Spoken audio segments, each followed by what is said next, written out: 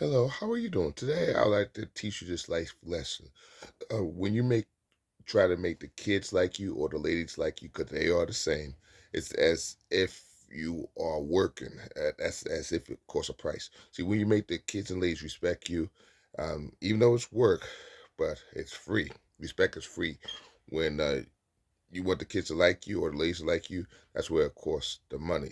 See, even if you're not spending money, for example, if you want the kids to like you or call you the cool teacher, if you let them sit in a chair, uh, that costs. That might cost you your time. You're not paying money for them to sit in the teacher's chair, but that costs time, and that's more work. See, so from the get go, you gotta say no chair. And if they say that's not fair, then say it is what it is. And if they say they don't care, then you say, do you want I care points or I don't care points? Or this is not I don't care time. This is I care time. That's how you do it. Another thing too is if you're dealing with the 10, 11, 12-year olds, say what you need to say. Be professional. Be professionally assertive. Um, when you get aggressive with the kids, then you're going back and forth. You're entertaining a 10, 11, or 12-year-old. You went from being a 40-year-old, a grown man, to a 10, 11, 12-year-old. Don't let them take you there. Don't let them make you lose your character. Don't let them make you go to their level. Um, I know there could be some difficult kids, some defiant, rebellious, or stubborn kids who always say no or so or I don't care, or you could call my mom, you could call my dad. They're not going to do nothing, or nothing's going to happen to me. Or they would say, "What's the point? I'm in trouble." Even though they're in trouble, doesn't mean that they justified to do what they want to do. So, um, if you had that one student or two students who's very difficult for them to listen to, it shouldn't be that work. It shouldn't be that much work for 180 days in the school year. What you have to do is get the most difficult kids out the classroom, even if it's 10 kids who give you a run for the money. Pick the one or two or three difficult kids and let them be dealt with. I know it might be work, but it's worth it though. And the class will respect you. The one or two, three kids may not respect you, but the other class will respect you. So what you have to do is write their name. I recommend that you don't write their names on the board. You can write their names. You could put a check next to their name. They don't see it, or you could take away points. If they still say they don't care, then you can call the security, have them removed from the class because you can't let them keep um, disrupting the class. Because if you do, then it's a year of headache, a year of torture, a year of frustration. Then they see, because they're trying to get rid of you. They're trying to make you go from nice to spice. They want you to say, see, he's not all what he's cracked up to be. He's not all of that. He could be nice as he want. He have a weak spot. He's not perfect. He's the same, just like the rest of us. He's even worse. I'll show you. See, um, I know the kids are too young to think like that, but you have one or two who don't stop, who want to keep pushing the teacher's buttons so they go through the next teacher. See, the kids are similar to the interviewers or to the supervisor. To them, they have a line list of people that they um try to act as if they're tougher than the teacher, and they want to go from one teacher to the next one. Say, "This is my classroom. I don't care what the teacher said. I run this." But don't let the kids scare you out the classroom. Don't let the kids frustrate you. And you can get upset and yell at the class, but don't yell individually at the students. That's the difference. You yell at the class to get your attention, but do so as a last resort. You gotta save your voice so you won't have laryngitis where you are whispering. So you got to find a lot of creative ways. Don't be intimidated by the tough student. So once again, be professionally assertive. If, for example, the class walks in, it's loud, they're disruptive already. Don't let that phase you. Don't let that fluctuate you. Don't let that discombobulate you, because it's a mind game. That's what they want you to do. They want they think that you can't handle them, but you can handle them. So what you have to do is y- instead of giving them work, that's okay. But uh, if it's math or science, that's a difficult subject to teach. What you're gonna have to do is do talk and turn or talk and share, where you let the students speak to their friends. But be careful with that. Let them speak to a partner. Let them speak in groups. Give them a minute to discuss a topic. Let it be easy for a minute. And if you have a hard time teaching a difficult class, Let it be a simple, short, and sweet lesson. Let it be 5 minutes. Don't lecture them too long because you know that difficult class have a short attention span. Similar to when you talk to ladies, stick to something basic. Be short and sweet. Just as you are short and sweet with the ladies, you have to be short and sweet with the babies. That's how you're gonna survive with them, especially the difficult class. They have a short attention span, so you got to make it interesting and educational at the same time if it's a math or science class. But if the that one student who is defiant or rough around the edges said, "I'm not doing that," don't go back and forth with them. Be yourself. Say what you need to say. Of course, you can say, or you can say, "I didn't ask you for that. I asked you to do your best." Or if they say they don't care, you can say, "I didn't ask you if you don't care. I asked you to do your best." Or what you could say is, you can say, "You know what? Instead of saying you don't care, how about you try the other way and let's care together." It's easy work because when you care, you're doing it by yourself. When you don't care, you're doing it by yourself. When you do care, then we could do the section and chapters. We could be a team. Teamwork makes a dream work. And then you could say, let everybody come in. And if the students don't want to put their hands together when you do um, the teamwork pose or teamwork chant, that's okay. Don't take it personal. See, when the kids say they don't care, they take it personal. When you care, you take it professional. But getting back to that one student who says they're not doing this, she said, "You know what? Instead of saying what you're not going to do, I need you to do your best for me. Can you do that? That's all I ask for. Maybe if you speak to them along those lines more consistently, they might work with you. If they don't, then you have to remove from the class, whether it's a security guard, disciplinarian, or the dean. And don't be afraid to put your foot down by saying, um, just it's just a phase. But no, tell them that they've been disruptive and create a hostile environment. Respect the dean, respect the disciplinary, respect the security guard, but they gotta respect your wishes too. Don't be combative with it, but just don't let them say. How can I say this? Let them say what they want to say, but you don't voice your opinion, if that makes sense. You don't want to be going back and forth with the dean or the security guard or disciplinarian, but tell them that the student needs to write up or they need to be uh, suspended. And they might ask you to call the parents, but of course you might not be able to do it with the class that you are running, the difficult class. You could call the parents during prep, and another thing, call the parents on your not on your cell phone. Call them on the school phone because if you call them on your cell phone, they have access to your cell phone, and they could call you all hours of the day whenever they want. You can give them your email. Use your school phone. Don't use your cell phone to call the disruptive child parent. And another thing too is if you're a nice guy, a nice lady, and you're at the class, don't feel sorry because they're not feeling sorry for torturing you. Because here's the thing, you gotta be tough on them before they be tough on you. Because if you let it be tough on you, then you let a class bully you. Don't let the class bully you. And if they can bully you, they'll do worse than bully the other students. Don't let the class bully you where they run the class. Don't be afraid of showing them the tough love. You can still be fair, but you gotta show them the tough love. That's how they're gonna listen and respect you. Even if you lost a month, where uh, you had a rough September, uh, you can recuperate in October and have a smooth sailing. There still might be some tough days where they give you a run for the money, but you can uh, redeem yourself. So it's never too late. Better late than never. So keep your head up. Hold up. Change is coming. Or if you're dealing with that one student, you can say the commentary is not necessary. It's not needed. I didn't ask for a commentary. Or if they talk back to you, you can say, you know, instead of you talking back, how about you listen back? Or if the student is saying, I know my name, you say, well, just as you know your name, that means I know you know how to listen too. Because you listen to certain teachers. I need you to give that same respect that you give to the teachers give to me. I know you have it in you deep down inside. I don't want to keep on taking points from you. I want to give you negative. I want to give you positive points. I want to see if you can get the most points in the school for doing the right thing. It's up to you. So if the students is out to say, you can say, what are you going to do? Negative points or positive points? You want I care points or I don't care points? It's up to you. You got to make the choice. If you can't make the right proper choice, I got to make it for you. So what are you going to do?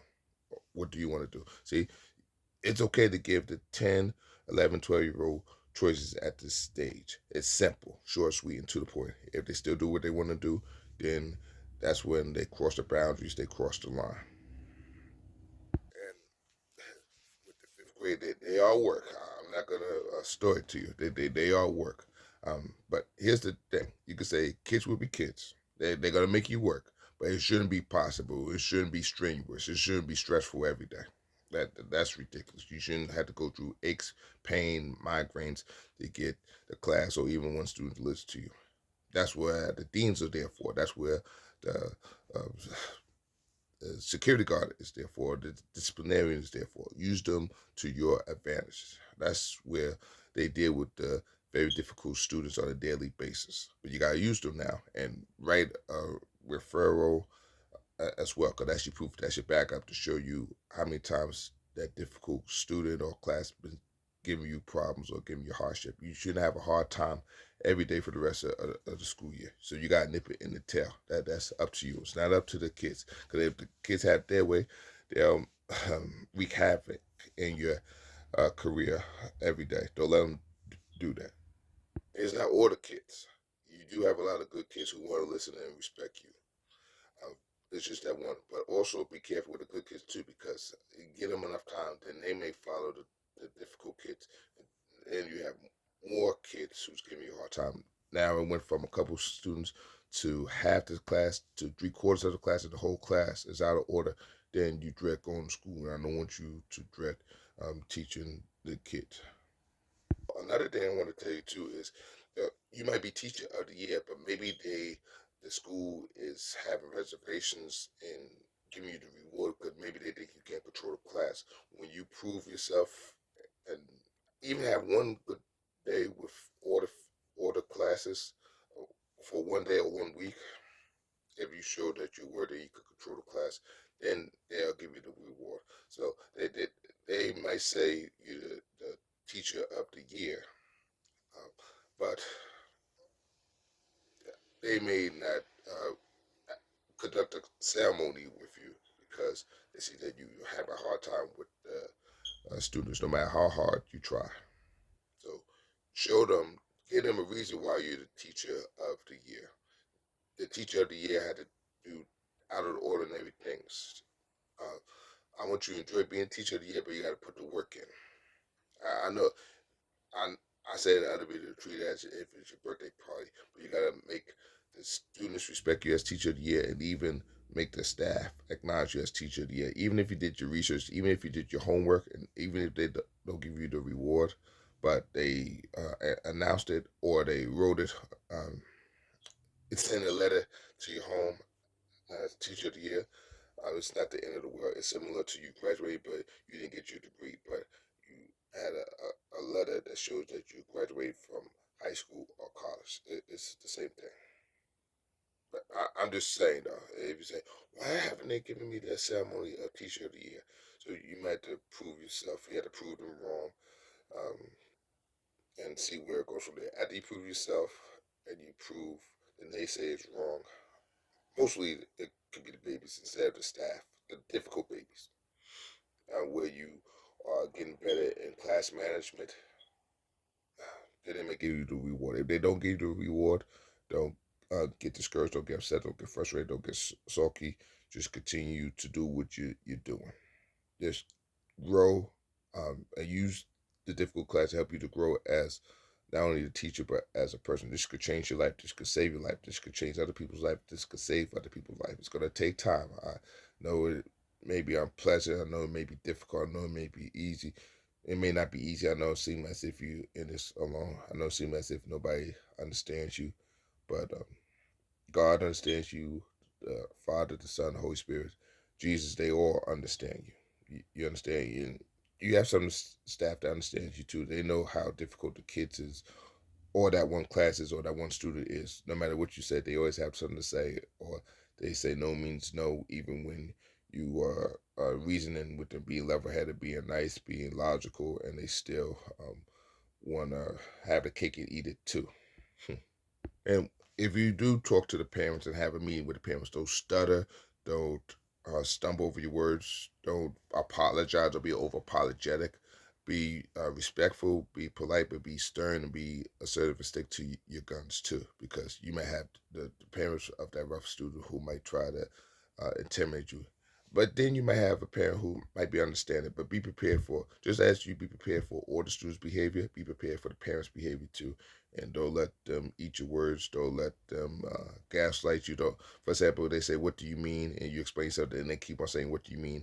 That's gaslighting. Don't let them gaslight you about their child. They know their child. So that's why you got to write things down. That's your friend. Saves copies of everything of the specific date that his child gave you a hard time, the specific date that the child being disrespectful, disrespectful, the time, the date, the incident. That's gonna back you up. That's gonna be your lawyer. That's gonna be your other teacher in the classroom. That's gonna be your witness. That's gonna be your insurance, your warranty. I know you said we get it, we get it. And another reason not to use the phone in the classroom, even if the child is present too, because the child could be so inflamed or infuriated with you using your phone to call them that they might take your phone, they might throw it out the window, they might break your phone. Um, some of those difficult students are that bold to do so. So that's why it's in your best interest not to use your phone. You can use the school phone if the child is being a nuisance.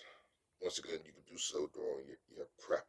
If it's the behavior is that out of control, if you need to put the class or that student on blast or in a hot seat, uh, do what you need to do. And another thing too is the student says, "I'm not doing this." You say, "Well, you do what you got to do." But remember, as you doing what you got to do, I'm doing what I have to do to log in your behavior, to log in your grade. That's that's professional. So now, if they have something to say, please don't go back and forth with them. And another way you could deal with the students if they're getting out of order in the line. They start already before you get in the classroom. You can say red carpet.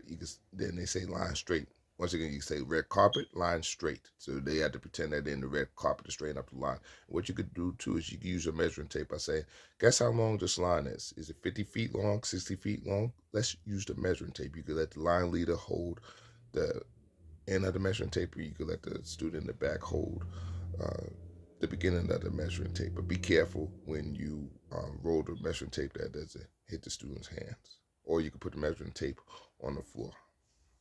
But that will help keep the line straight as well. Or you can use duct tape to straighten up the line. There's so many ways you can straighten up the line. You can let the student hold a happy birthday sign, a happy Halloween sign. Another thing too is if the class is loud, you can say Dragon Ball Z volume up, Dragon Ball Z volume down. Or you could use the cup song to quiet the class down. And they may want to do it. You can say cup song, and, and then after you do the cup song, then that could get the students' attention. Then you can say, "I say domino, you say pizza," or you can say, "I say French, you say fries."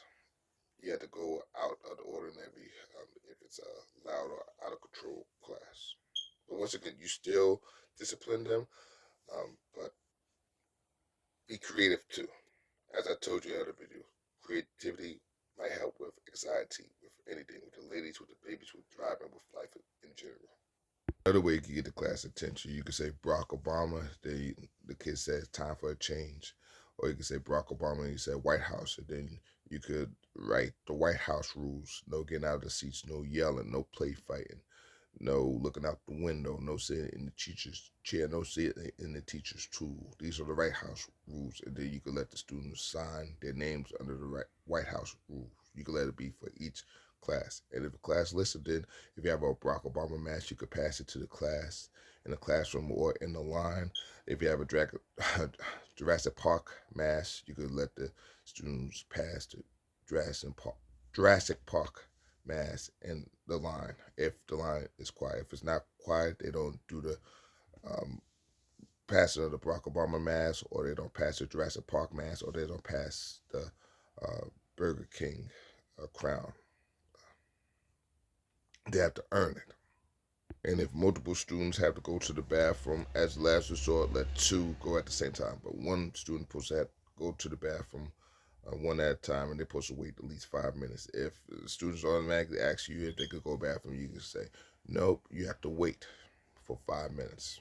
And then you let that student go to the bathroom. You tell them not to take long. But if you know a trend where that same student is always going to the bathroom, you say, nope, you have to wait for 5 minutes, or you're not going to go to the bathroom today. Because when I let you go to the bathroom, you tend to miss the whole class. You have to wait to use the bathroom. But what you could do too is, if it's an emergency, you could make copies and write emergency bathroom pass, so you don't have to take time out of your schedule to write the pass. That could take a minute, where the class could cause chaos and confusion just at the snap of a dime. Uh, Once again, make 10, 20, 30 copies, 5 copies per class. Let's say you have 5 or 6 fifth-grade class. That could last you for a week or so. If you want to make 50 copies, the more the merrier. Once again, I recommend that you do the Jurassic Park mask, the Barack Obama mask, the Burger King crown, sitting in the teacher's chair. You could do so on Friday. They have to earn it. And what you could do too is you could be creative. You could say, if the class gets 5 stars, we could maybe have a mask party. We could have a Barack Obama mask party. We could have a Jurassic Park mask party. We could have a Burger King crown party. We could have stickers party. We could have sitting in the teacher chair party. But you have to earn it. So once again, the class gives you 5 star behavior, then you can have a party. Even if they give you 4 stars behavior, you can pass. You could let the party commence. If it's 3 stars, that's your discretion. Maybe give them one surprise. So you could say this. I tell you what, since it's Friday surprise, I have 5 surprises for you. If the class does very well and get 5 stars, I'll show you the 5 surprises. If the class does okay, 4 stars, 4 surprises. If it's 3 stars, 3 surprises. 2 stars, 2 surprise, 1 star, 1 surprise. You could do it like that. But if the class doesn't listen at all and they get 0 stars, they don't get anything. It's that simple. You could do this on Fridays. You could do this on Halloween, right before Thanksgiving, Christmas time, or last day of school. And if the class is loud, excuse me if I made my eyes all big like that, what you could do is you could say listening code, and then they do quiet emergency, or you could say attention code, quiet emergency, or you could say um, volume 1 code, and then they do quiet emergency. So you could say, where's my code helpers at? Who could be my code? You could say the shush code, and then the student says, quiet emergency. And you could do something, once again, random. You could say Wusa, then the student says Tupac, since Tupac was a poet. And the reason I was saying, I know people say, why the Obama mask? The reason I was recommending if the class to behave now on a Friday, the reason I recommend that you let the students wear the Barack Obama mask, but not wear it on their face for germ purposes. They can wear it on their heads, because if they do well, they could maybe have a trip on the White House. They could become the president of the United States. They could be very successful, as Barack Obama was the first African American president. They could be a pioneer. It doesn't have to be color. It could be black, white, ocean blue, sky blue, peat. It could be all the colors of the rainbow. But if the students do well in class, you pass the mass, and you can say, what was my purpose of you passing the mass? If you do well, you could be the president of the United States. You could be a millionaire or a multimillionaire. That's why I was giving you the mass, to let you know that you are the future and you have potential to do exceedingly and abundantly, or else all but fail. But another thing I recommend that you do too is, if you are the teacher of the day, uh, even for a year, it could be your first day of teaching, but a veteran teacher give you the lessons plan. You print out the lesson plan so you can follow it to the T. It's good that you could think of things on the fly, but try to follow the lesson plan, because that's what's going to help you to have control of the class, to structure the class in an organized fashion. So print out the lesson plan, even print out old lesson plans too, because that's your GPS, that's your guideline, that's your map on how you can structure and organize the class. It's okay if you have it in the email, but it'll be even better if you print out the lesson plan, even if the lesson plans for a week. Maybe you didn't catch up with the work from last week. You can still use those lesson plans, but print them out. Get to school early. If school starts at 8 o'clock, maybe get to school an hour early, where you have access to the teacher's room and make as many copies as you need, with extra work for the kids who finish, and the lesson plan. And also, if it's a science class or a math class, print out 180 questions that you could use for the share and talk. And if the class is well, you can say, you could be my share and talk helpers by writing your own questions that I might share on the board. If the class does well or behave, you could give the students that opportunity. What fun questions would you like me to write on the board that you could talk and share with your partner during future math or science lessons? But once again, so you won't lose a class, I recommend that you start with the share and talk. Let them talk for a minute. Then maybe you could watch a video afterwards. Then you let them get to work. Because if you automatically let them get to work, that's not teaching. You got to teach them something. I know it could be difficult, but once again, even if you teach them for 1 to 5 minutes, you did your job. It's better than nothing. Similar to you talking to a lady for 1 to 5 minutes.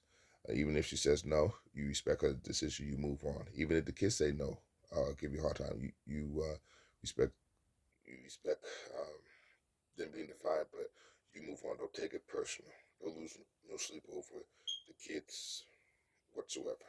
Just keep it moving. As long as you have one class or one student who listen to you, your success as a teacher. Another thing too, if the class is random, you can say, "Do your dance, do your dance, do your dance." Hey, you Fudgy, you your daddy child. And he said, "I know you're not calling me Fudgy." And instead of students pick on each other, they could pick on you if you're not in the mood to laugh at yourself. But I know, be careful with that too. If it's a rough class, you don't want to be anybody's clown or butter of jokes. If you come to rapport with them and they are starting to respect you. But I know you gotta be careful with that too, because even when you get them to respect you, it could be difficult to get them to respect to keep on respecting you. So be careful. Use that at your discretion. Use that as your prerogative. Your decision is up to you. Another game you can play to loosen up to break the ice is you can say, "Are you faster than the teacher? Or are you smarter than the teacher?" Uh, you you can say you can name out a particular student. You can say, "Rob, I bet you're not faster than me. If I tag you, I'm faster than you." You can do it with the rough students. Um, you can do it in a line too. You can say, "Let's do line tag. If I tag you, I'm faster than you. So you better get in the line. You better hurry up because I'm coming to get you." Make it fun, but make it serious too. You're doing this to break the ice. You learn the class.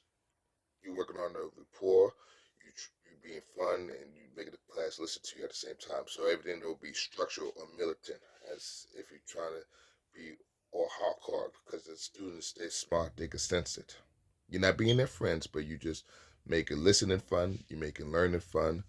You are making being safe, following the rules fun. Now, if they still have something to say or make it difficult, then you know what to do. You write them up. You let a disciplinarian deal with them. But this is to help you out. And another thing too is if you feel if they make you feel the students, the difficult students, not all the students are difficult, but if certain students make you feel as if you know what to do and you don't know what to do at the same time, go with your gut, go with your first instincts. That's the best advice I could give you. Where that one or two or three difficult students, you have a plan for them, you have 100 plans, but then you don't know where to start, you don't know where to implement.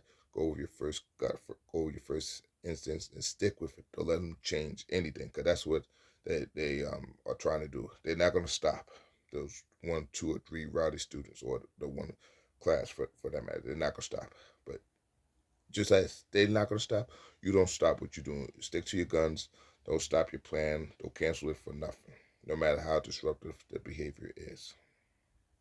Even if a class is loud, I say, "Oh, it's smelly in here. It smells as onion rings or chips.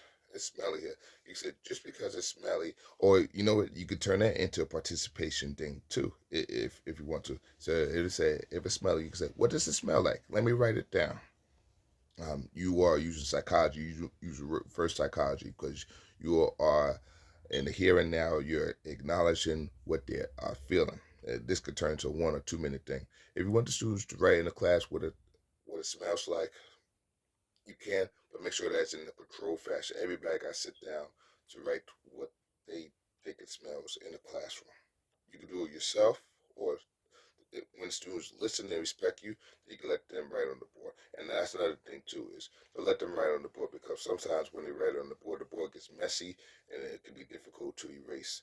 And some tricks you can use, if you don't have the whiteboard spray, if the students accidentally use a permanent marker to write other students' names who's not listening, what you can use is toothpaste and toothbrush. That will erase the permanent marker off the whiteboard. But don't use um, hand sanitizer. Don't use wipes, because that ruins the texture of the whiteboard.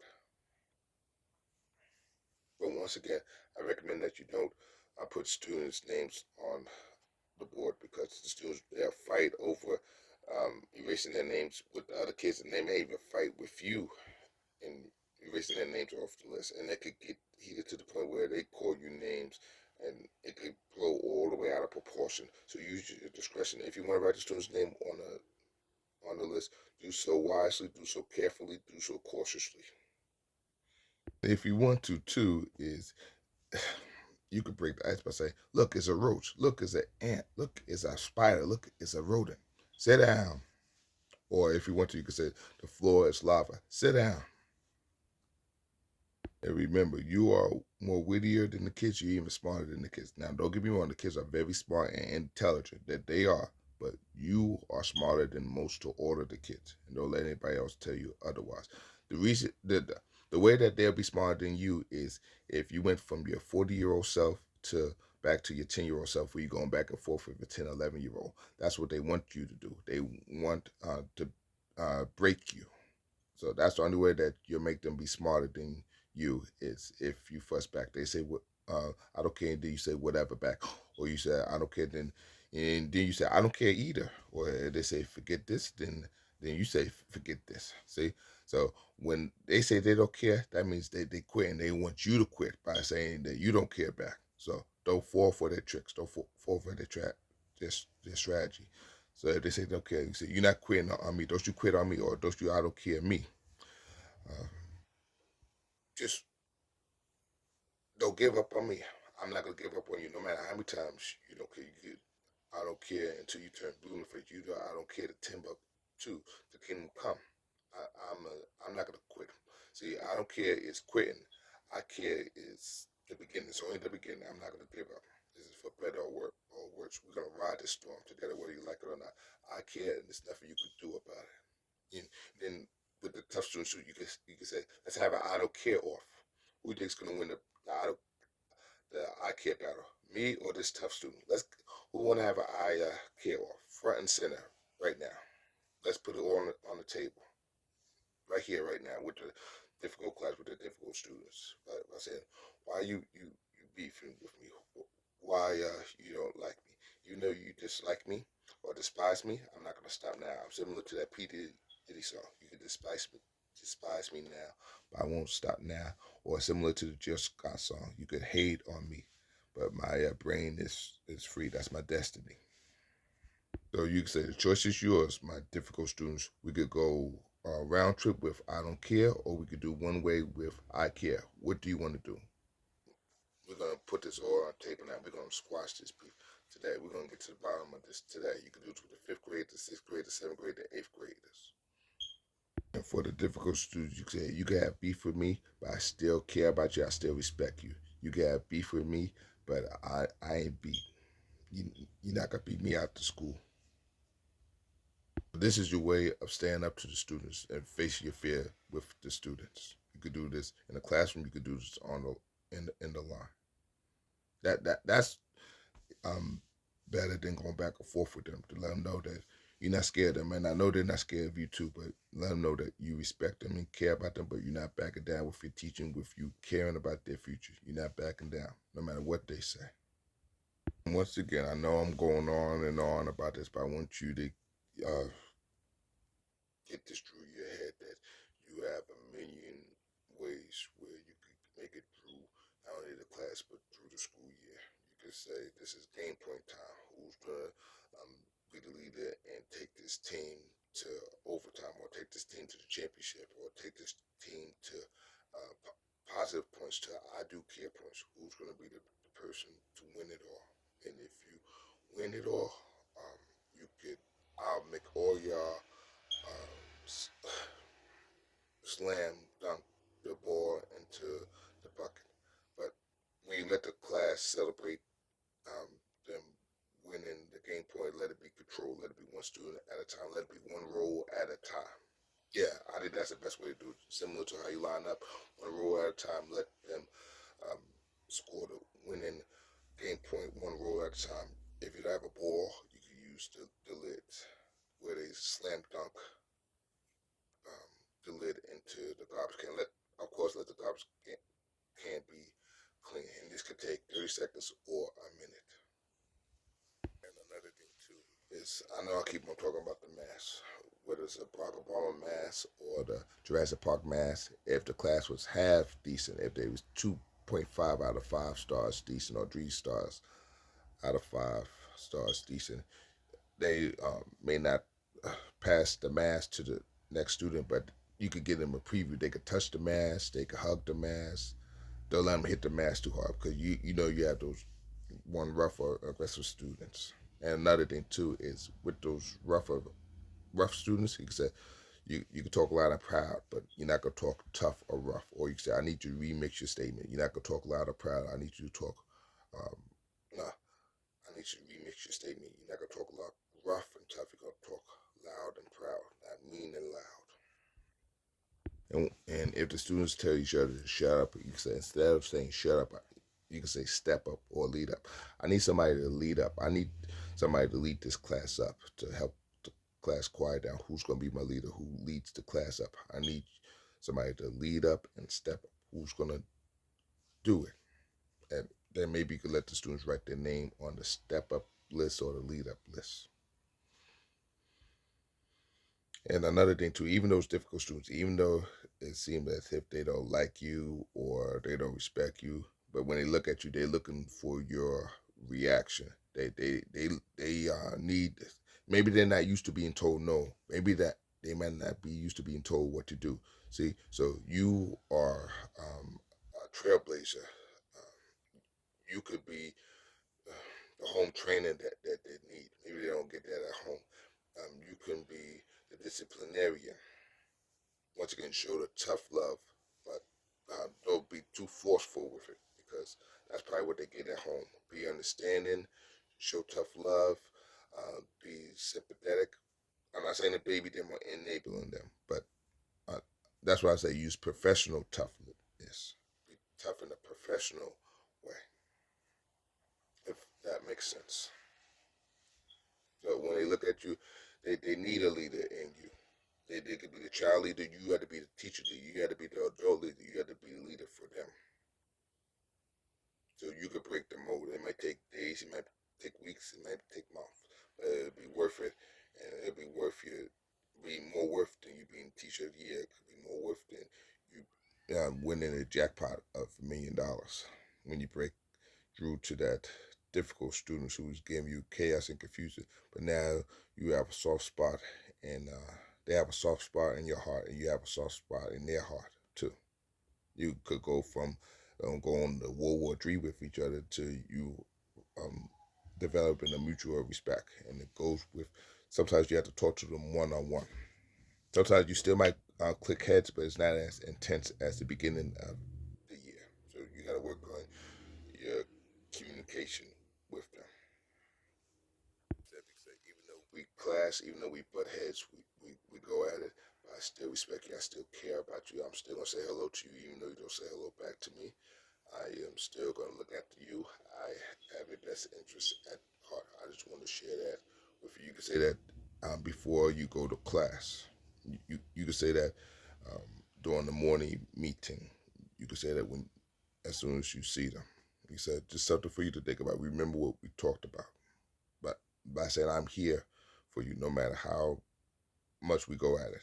I'm going to help you, and there's nothing you can do about it, whether you like it or not. I'm here for you. I care about you. Because they probably do want to listen to you. It's probably one or two small things that you're not doing that's um, prohibiting them or hesitating them to listen to you fully. When you figure out that one or two things that you need to tweak up, then you're gonna have those, even those most difficult students, in the palm of your hands. So stick with it. Don't pull back or hold back, because you are closer to your breakthrough. You know, with these difficult students, you're probably 50, 60, 70, 80% there. So you gotta continue to be consistent, continue to do what you're doing. They're looking at you because they want to see what you're gonna do. Or you're gonna give up. They may not say it with their words, they're saying it in their eyes. Students' eyes reveal it all. Similar to ladies' eyes reveal it all. When the students look at you in the eye, even if they are acting up or not listening, they are seeing what you're going to do, how you're going to lead them, how you're going to respond to them, how you're going to help them, how you're going to reach them, how you're going to find different ways to get them to do what you want to do. That's what it is. It's saying, do you still care about me? Do you still respect me? Do you still like me? Do you still accept me? So that's what they're looking for. Even the most difficult students, they look to fit in. They look to belong. So even though they may wreak havoc and be a nightmare, deep down inside, they do want you to approve of them. So don't give up on them. I know it's a big test. It's a hard test, but I think you can pass the test with most or all of the students. So hang in there. Hold on to God's unchanging hand. Stay prayed up. And another thing to be smart too. Maybe they'll pray in a classroom with your hands up. Pray in the bathroom by saying, God, put the words into my mouth. Let me guide the students, no matter how difficult they are. Let me make the right decisions. Let me respond appropriately so they won't hurt themselves. And you can say another thing too. Is the reason I'm coming hard at you is that this week is field trip week, and I want us to practice how you will listen to me in a field trip. If you can listen to me in the classroom, in the hallway, you can listen to me in a field trip. It'll be that much easier. We'll have that much fun. The, the quicker you listen to me, the quicker we have fun. The longer you listen to me, the less fun we have. So it's up to you. So look at this as this is a practice of a field trip. This is a practice of recess. If they still have something to say, but I said this is not a field trip. This is not recess. Um, pick your battles. Don't go back and forth with them. They know what you are trying to say. They just being difficult or seeing how you're going to handle every counter that they say. So he said, when you talk back, I come back. He said, just as you talk back, I need you to listen back quicker. Or what you can do to get the students' attention, you can say voice track, then the student says holler back.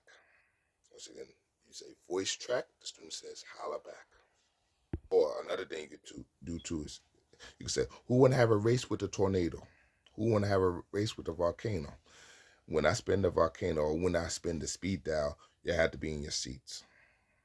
If you beat the tornado, you get a point. If you beat the volcano, you get a point. You beat the speed dial or the sand dial, you would get a point. You could do this when the students or the students out their chairs. You could do this if the students is out their line. You could say beat the tornado, beat the volcano, beat the sand dial. And if that one student says they don't want to beat the tornado or volcano or sand dial, then you then you say you're out the game or you lose. And if they say, oh, well, then you govern them accordingly. Don't go back and forth with them because that's what they want you to do. The reason I keep on saying that too about not to go back and forth with them because when you go back and forth with them, that's what they want you to do. Is that's when they win the battle. That's when they take all your power. You went from being a powerful teacher now. You give all your power to them, and they're more powerful than you. So don't give no 10-year-old, 11-year-old, 12-year-old power. If they're good, you give them a little bit of power, but not all the power. You give them all the power. If you talk back and forth with them, you get upset, and then the next thing you know, they may make you want to say a curse word, or they may want you to put your hands on them because they're um, uh, very difficult or hard. Don't let them make you reach that point where they're pressing your buttons, where you either cursing at them or calling them names or want to put your hand on them. then you gave them order power. You went from 100% powerful teacher to you having zero power, and then your job is online. Then you might get suspended or suspended without pay, or maybe even fired. Or let the difficult kids, fire you out that school because some of the kids they don't stop no matter what. But once again, I'm speaking positivity. I'm just like to let you know every scenario to be prepared for. If you want to, you can say freeze. Everybody clap your hands. Everybody have a seat. Everybody stop your feet. Or you can say freeze. Everybody clap your hands. Everybody stop your feet. Even with the difficult students, maybe the difficult students is not used to receiving accolades. You could do something groundbreaking with them. You could say, I want to see if the class could be my student of the day. Where's my student of the day?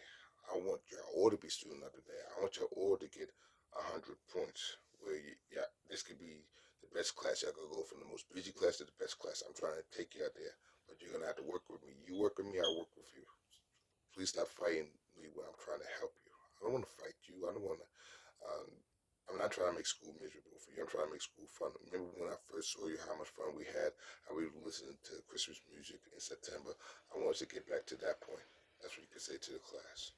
And this is where you being smart as a teacher can shine at your brightest. Let's say you fight or the students fight over each other with the seats, fighting over the seats with each other. What you could do is you could use duct tape and put each class um, on the student's table. You could put the duct tape. Let's say it's fifth grade class. You put five duct tapes, five slabs of duct tape on each student's table. So they put their name on the table so you know where they sit. But I noticed the kid they might be smart and try to sit at different seats, and they may change the name. So what you might have to do is, if there's a teacher who's a witness that can help you in the beginning of the class, let's say you have a homeroom class, you can say sit at your assigned seats. And what I'm going to give you, you don't have to tell them because then they'll ask why, and they say they're not doing that. You just have to do it before they get to class. Put five different duct tapes on each chair, on each table. The homeroom class will write the name on their assigned seats, so you know where they're supposed to sit. And they do their work, if they behave, then they can sit with a friend. But don't let them sit where they want to sit, because that's where it could cause disturbances and create a hostile environment. You might still have one or two students who try you after they put their name on the list. But I said that's not fair. I'm not doing that. Once again, pick your battles, cover them accordingly. So you can use the duct tape trick. If you want to, you can. If that seems too tacky, you could print out a skinny piece of paper or strip of paper and break the class into five groups. The homeroom group, the second group, third group, fourth group, fifth group. The first group will write their name at the top. The second, fifth grade group will write the name second. Um, then the rest of the class will follow. So you can know where they sit at. And this will establish organization. So everyone say, oh, he's not sitting in his seat or she's not sitting in her seat. And I know sometimes you have to pull the students, but sometimes that's a power struggle because then that might take 5 or 10 minutes. And what is that difficult student, that one difficult student says, well, I'm not sitting there, I'm sitting here. But with the assigned seats, you can have control and 90%, 99% control. You could be organizing on top of the students. So I recommend that you stick with the assigned seats because sometimes when you move the students around, that's where you get a tug of war. And I want you to get a tug of war. You already have enough work as it is with those students. But the assigned seats, they really can't say anything. If they do say something, then you take them to the dean. You have them removed from the class because you're not keep going back and forth. You're not doing the tug of war. You're not doing the seesaw thing with them for the rest of the school year because enough is enough.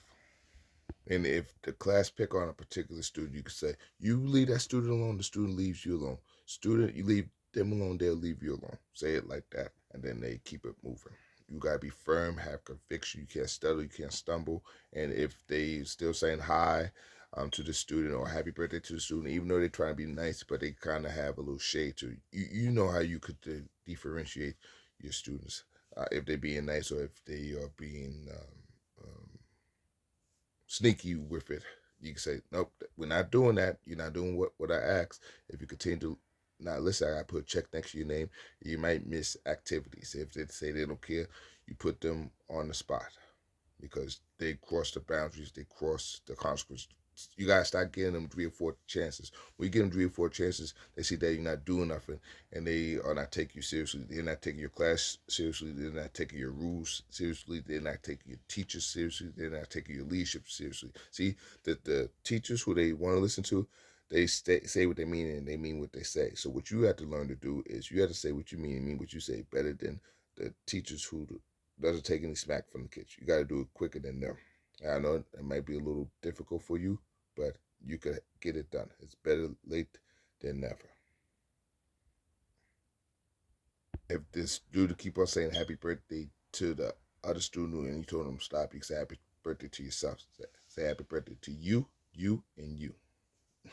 Then maybe that might stop. If they continue, you write their name on the list by saying you saying happy birthday to them. It's gonna be a sad birthday for you if you continue. And I know the students might be smart by saying it's not even my birthday. So you say my point exactly. Stop saying happy birthday to the student, and you know it's not their birthday. You know it's not your birthday. So you gotta stop and knock it off. That's nothing wrong with talking to them along those lines. The way I did. Once again, with the difficult students, you could tell them we could go back and forth all day, or we could do things the easy way and doing our best together. I do my best, you do your best for success. But with those difficult classes, make sure that you have everything ready for them. If you want to, you could have the paper on the table, what they need to do. They do now on the table. Have 30 sharper pencils, not 30, 30 sharpened pencils in the cup ready for them. Um, and once again, even though you giving them to do now, you have to teach it to them to teach them for a minute or two. Because if you just give them work, as I was telling you earlier, you may lose them. You may lose the class quickly. So you got to teach them something. And as I told you, you might have to teach them before you go to classroom. You said before I let you go inside, who they get smarter than me. If you answer this question, you can go inside. If you answer these 2 questions, you can go inside. If you answer these 3 questions, you can go inside. Who created um, EMC square? What is hypothesis? What is photosynthesis? What is the math number for pi? Remember, um, if it was a Friday, you could say who won Friday points, or who won Friday surprise, or who won Monday points, or Monday surprise. Have each theme for each day. What you could do too is you could say, who can answer this question for me? Put it above your head. Maybe you could even put the question crown to make it creative, to make it stand out. Thank you, God, for memory. Another thing you could do too with the class is if you want to be creative, but the class has to learn to listen to you, you could make a line and you could say hands up. They say Michael Jordan or LeBron James or Allen Iverson or Kobe Bryant or Dwayne Wade. You could get them a lid if they line up correctly. If they cooperate with you, you have the little basketball basket, and they could, as they make their way in the room, they slam dunk. Then they have a seat do their do now. You go over the lesson plans with them, and if they listen, they could exit the class and do the slam dunk. You get them the lid, you let each student slam dunk. You could get them the lid, or have the number, or have a word that they could say. But do this when they start respecting you, when you start gaining their respect. If the class is out of control, then I recommend that you don't do it. If it's haywire, if they was overplaying it, if they was throwing pencils at each other, if they was hitting each other, if they was doing what they want to do, not what they're supposed to do. Another thing, thank you God for memory. One more thing, I'm gonna let you go home. I'm about to conclude the video. I know you said, finally, the reason I was talking for an hour is because you're capable of running a class for an hour. If you could talk about the lesson plans you could do with the kids for an hour, you could teach them for 2 hours. But getting back to what I was saying, what I want to say is you could tell them, I have a surprise for you. Figure out the surprise. You could turn it into a hangman. Then you could turn this into a class hangman. You could let it be a line hangman, especially if you have extra 5 minutes to kill. Um, so, for example, let's say you have stickers. You say, I have a surprise for you. Starts with the letter S and ends with the letter T, or starts with the letter S and ends with the letter E. What is it?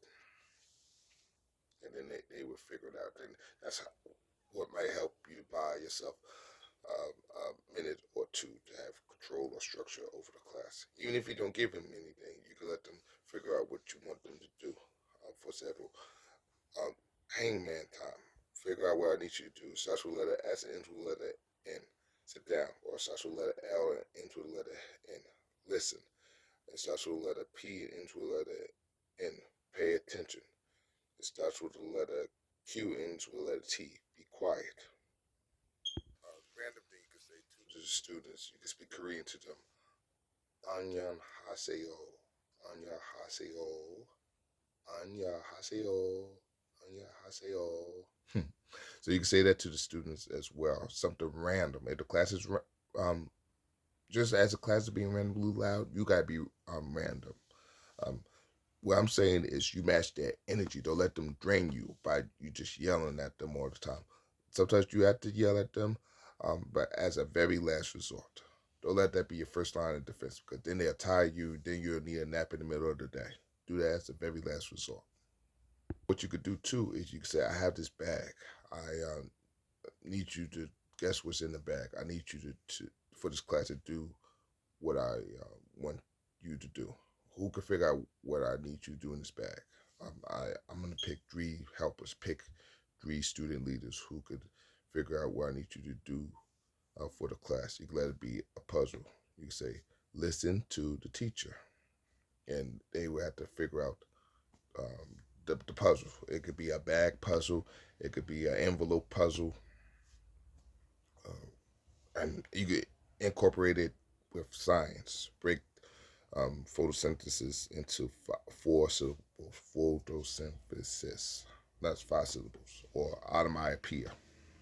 Break that into 6 syllables. That's what I'm saying. Make the class fun um, and interesting as possible. Because the more fun you make the class, the easier it'll be for you. The more interesting you make for the class, the easier it'll be for you to control the class. If you want to, you could have an empty Pringle um, jar, or not jar, but the empty Pringle chips. You could say Pringles. Then the student says quiet signal. Then you let the students draw potato chips.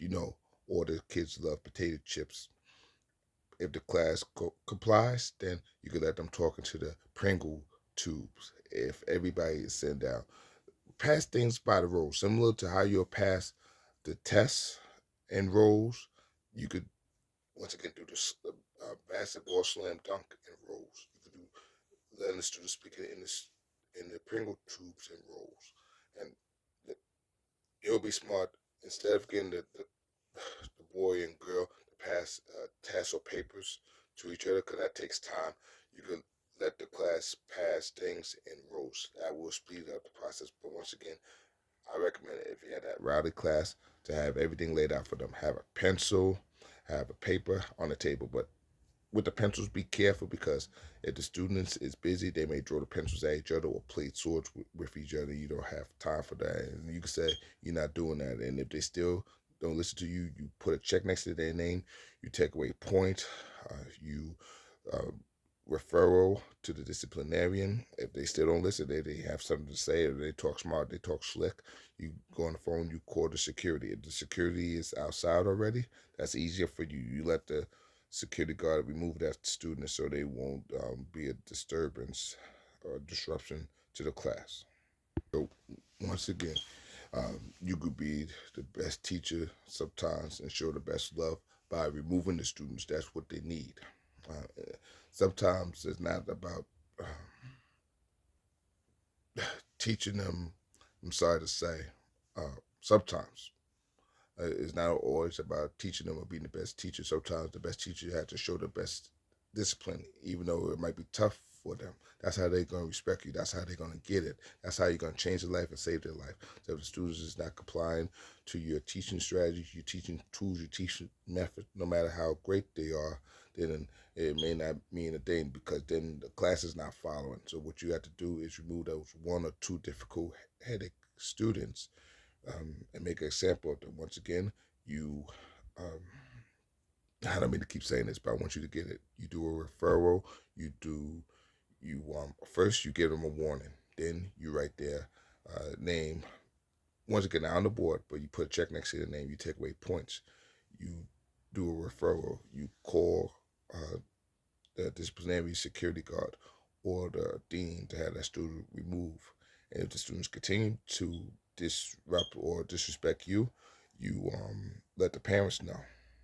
They may get suspended. If they don't get suspended, maybe they may miss a field trip, and that's on your doing. You're not trying to do tit for tat or get revenge, but you're just trying to let the students know that this is the consequences when they make poor choices. If they keep on thinking that they could get away with murder or do whatever they want to do, because it's not going to be like that when they get older, where they get away with things or, um, they, in other words, you can't let them think that just because they run a class that they're gonna rule the world because it doesn't work that way.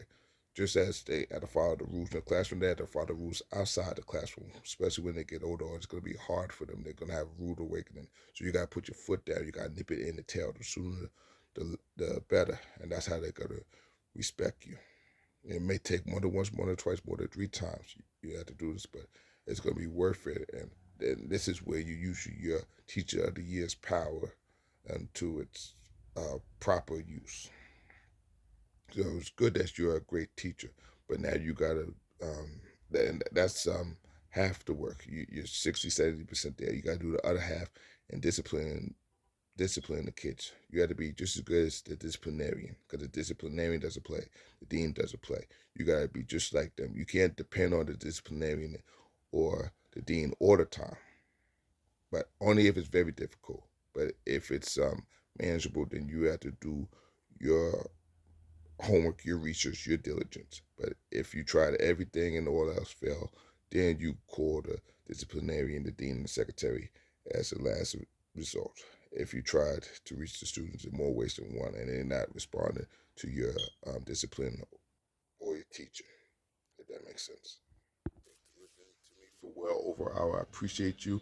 Have a blessed day. See you later. Stay blessed. God bless in the classroom. Don't let the kids control you. You control them before they control you, so you won't have a hard time or a long 10 months in the school year. Got it? Thanks for listening. Please have a blessed day. See you later. Stay blessed. God bless. I will talk to you later. God bless.